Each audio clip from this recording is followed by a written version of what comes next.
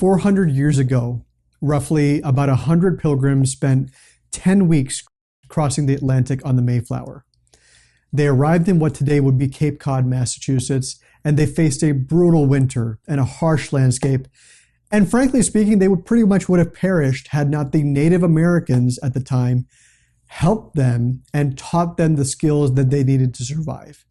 So the natives, in a spirit of community, reached out to a foreign people and helped them survive. They could easily have allowed them to perish, but they chose not to. We celebrate Thanksgiving every year to commemorate the spirit of community, the spirit of brotherhood amongst different peoples, which has bound the spirit of America ever since. And like those natives 400 years ago, we too face a similar choice today. There have been times throughout our history where we have forgotten this communal spirit. It was incredibly divided during the years leading up to, and then of course during the Civil War. It was the same for the Great Depression, the Civil Rights Movement, the Vietnam War era. And I believe that we are living through such a period right now. Social media has lit the fuse, become the catalyst for, aided and abetted our division, but isn't responsible for it, because at the end of the day, we are choosing to live with anger, with hatred, with the demonization of the other in our hearts. And I cannot tell you for certain exactly where this comes from, but I do believe strongly that a major component of this division has at least something to do with the glaring wealth inequalities amongst the people in our nation today. And this is particularly the case for the incomes on the bottom half of Americans who really haven't seen a meaningful rise in their wages, inflation adjusted, since 1975. So in the 3 decades after World War II, wages rose proportionate to GDP, increases in GDP. So from 1945 to 1975, that's what happened. But from 1975, the gains in GDP have gone disproportionately to the top few percentiles. The result being that the top 5% has seen their incomes rise on a multi-fold scale, inflation adjusted, while the rest of the country's incomes have kind of languished. And by the way, it took a long time for this to happen. It took 50 years for this level of inequity to metastasize to this point. And it is my belief that the great calling of our generation is to fix this problem. Maybe it takes another 50 years. I hope it doesn't. Hopefully it gets done sooner. But for us to reverse this trend and to build a more equitable nation, this has to be done. Because if it isn't, I can only see more division, more hatred, more partisanship, more othering. Should we not choose to take the higher road to wisdom? Should we not make an effort to raise all boats higher? In my own way, by creating this channel, by creating Conscious Capital, I think I'm doing my part. I cannot control policy decisions. I cannot control the exorbitant levels of self-centeredness and selfishness that is justified by some of our business leaders today.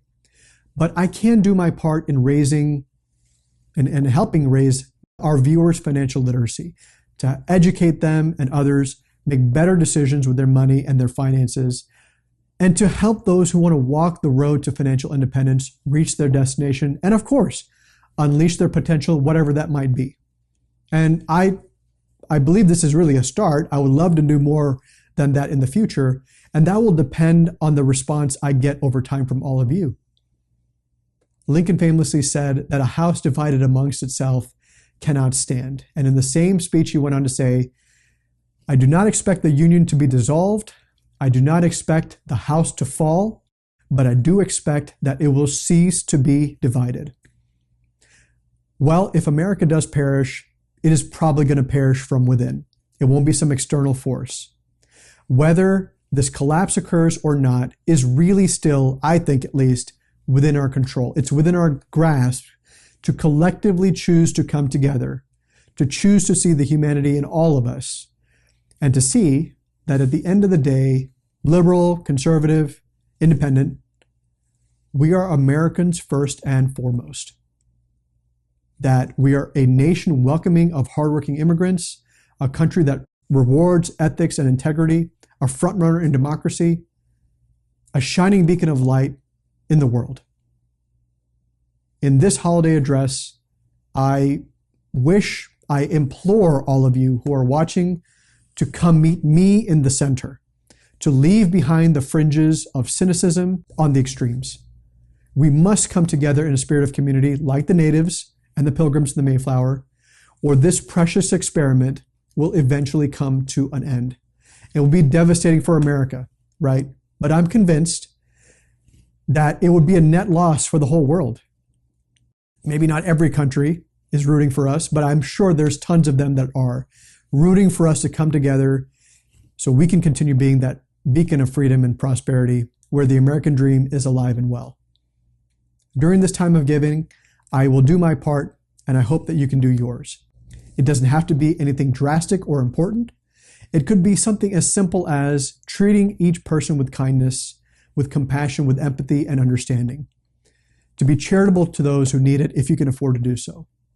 We can choose to see each one of us as an American at heart, and I'm convinced that we can, by slow and steady degrees, right this ship. But it starts with all of us coming together in a shared sense of community to see that all of our destinies are collectively bound together. And I am incredibly optimistic in the long term that we can and we will do this. On behalf of everyone here at ConCap, I wish you all a very merry holiday season and hope that you have more health, wealth, and prosperity in the year to come. Thank you.